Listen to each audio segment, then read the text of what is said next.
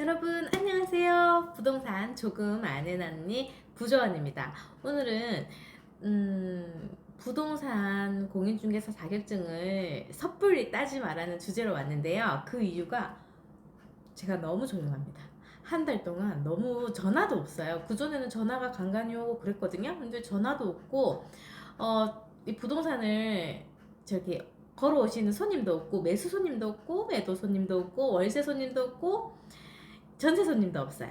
그래서 한 달 동안 너무너무 조용했거든요. 그래서 벌써 이제 걱정이 되기 시작하는데, 제가 제 현몸이면 또 어떻게 버티겠는데, 저희 실장님도 두 분이나 계시단 말이에요. 또 그분들도 조용해서 제가 참 요즘에는 그분들 얼굴 면목도 없습니다. 예, 그 정도로 좀 조용한데요. 이게 개인의 역량과는 상관없잖아요. 저의 역량과 상관없이 사회적 요인으로 지금 조용한 거예요. 지금 금리 인상이 되게 많이 되거든요. 그래서 이 정부가 암만 잘해도 뭐 예를 들어 조정지역이라는 거 들어보셨어요? 뭐 조정지역을 뭐 하겠다. 뭐 하겠다 이러면 갑자기 매수가 막 10명 있다가 갑자기 쭉 들어서 뭐 한 명 아니면은 뭐 3일에 한 명 이렇게 된단 말이에요. 그래서 사회적 요인으로도 부동산이 문을 닫을 수 있고 돈을 못 벌 수가 있습니다. 그렇기 때문에 참 안 좋죠. 두 번째 이유는 개인적인 이유로 이제 섣불리 따지 말라는 건데요. 그건 뭐냐면 개인적으로 사람을 상대하는 그 스트레스 지수가 있잖아요. 그 스트레스 지수가 되게 취약하신 분들. 그러니까 저는 스트레스 지수가 생각보다 높지 않아요. 그러니까 사람들이 저 사람이 뭐 어떻게 행동하면 그냥 그런가 보다라고 이해하는 편이거든요. 그리고 넘겨버리는 편이어서 스트레스 지수가 별로 심한 편이 아닌데, 예를 들어 그 상대방에 대해서 너무 깊게 마음을 쓰고 그분을 위해서 이렇게 했는데, 그분이 만약 상처되는 말을 한마디 했는데 그거에 대해서 막 몇 날 며칠을 기분이 나빠가지고 막 이불을 발로 차고 그러신 분들은요, 스트레스 지수가 되게 약한 편이거든요. 그런 분들은 이 영업, 특히 영업 중에서도 부동산하고는 맞지 않을 가능성이 정말 높습니다. 그래서 저처럼 스트레스 지수가 별로 이렇게 깊지 않은 분들은 스트레스가 와도 또 그 일이 해결이 돼서 그 다음날 아무렇지 않은 사람들, 저는 제가 되게 잘 까먹는 편이거든요. 나쁜 일을 되게 잘 까먹는 편이기 때문에 그 되게 순수무궁한 그런 상태지요. 그렇지만 악플은 다시면 안 됩니다. 순수무궁한 상태라고 악플은 다시면 안 되고, 저번에 누가 저한테 또 악플 한번 달았었거든요. 그래가지고 제가 기분이 좀 안 좋았어. 뭐 악플 달 수도 있죠. 또 이렇게 웃잖아요. 악플 달 수 있다고.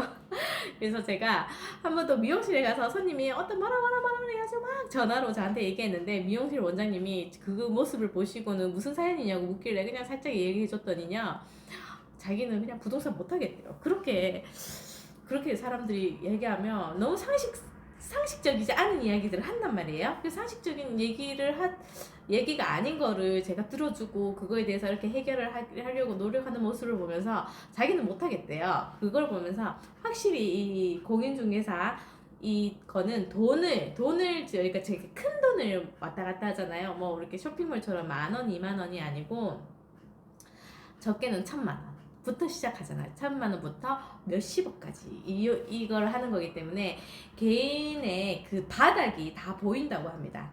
그 돈에 대한 개인의 바닥이 다 보이기 때문에 그거에 대해서 인간적으로 스트레스를 별로 받지도 않고 그 해결에 대해서 잘 처리해 줄 수 있는 사람, 스트레스 지수가 약한 사람, 스트레스를 조금만 주면 집에 가서 막 끙끙 앓고 눕는 분들은 못합니다. 그리고 보통 저희 이 바닥에, 공인중개사 바닥에 보통 3년 하면 1년 정도는 쉬어야 된다는 얘기가 있더라고요.